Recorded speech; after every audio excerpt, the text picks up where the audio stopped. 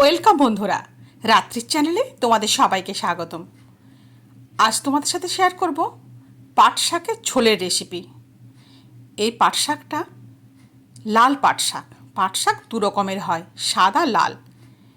এইটা গ্রাম বাংলার একটা জনপ্রিয় রেসিপি। এই শাকটা খেটো শাক নামে পরিচিত আমাদের গ্রামাঞ্চল এলাকায়, কারণ খেটে খাওয়া মানুষরা এইটা পেট ভরানোর জন্য খেয়ে থাকে।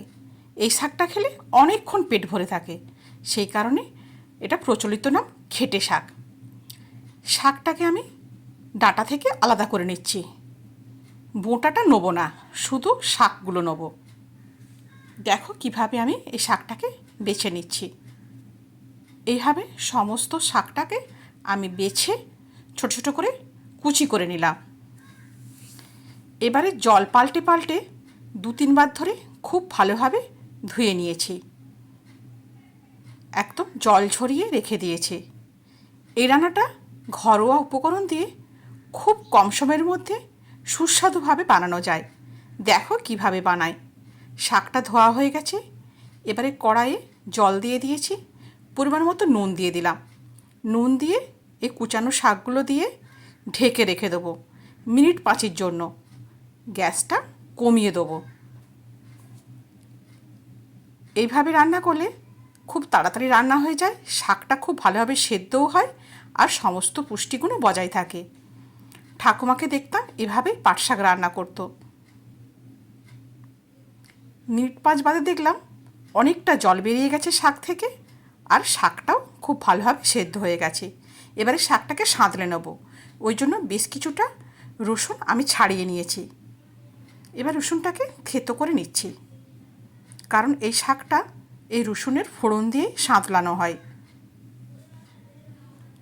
যদি কোনোদিনও না এইভাবে বানাও, একবার অবশ্য বানিয়ে নাও, দেখবে খেতে খুব ভালো লাগবে। একদিকে উনুনে শাকটা সেদ্ধ হয়ে গেছে, আমি আরও কিছুটা জল মেরে নিলাম, অর্থাৎ শুকিয়ে নিলাম।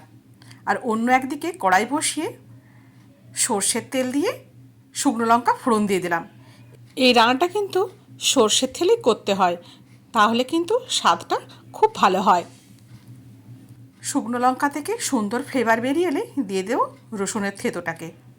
রসুনের থেঁতোটা দিয়ে অল্পখানি নাড়াচাড়া করে নিচ্ছি, যতক্ষণ না রসুনটা ব্রাউন রঙের হয়ে আসে।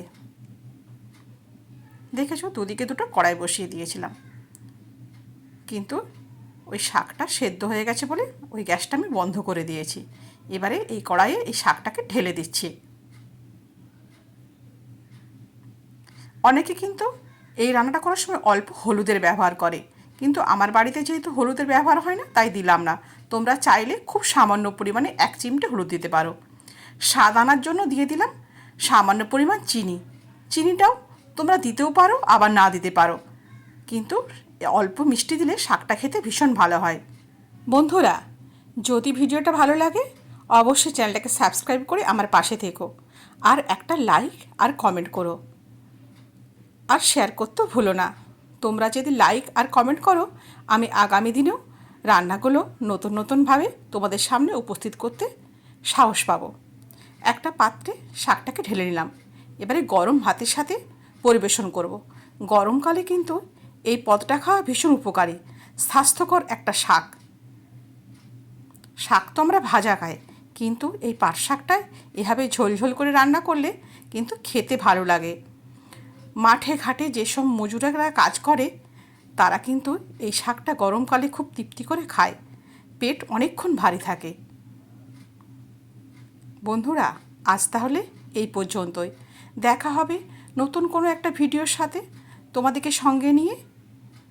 সবাই সুস্থ থেকো, ভালো থেকো।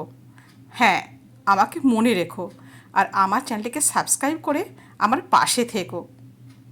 ধন্যবাদ।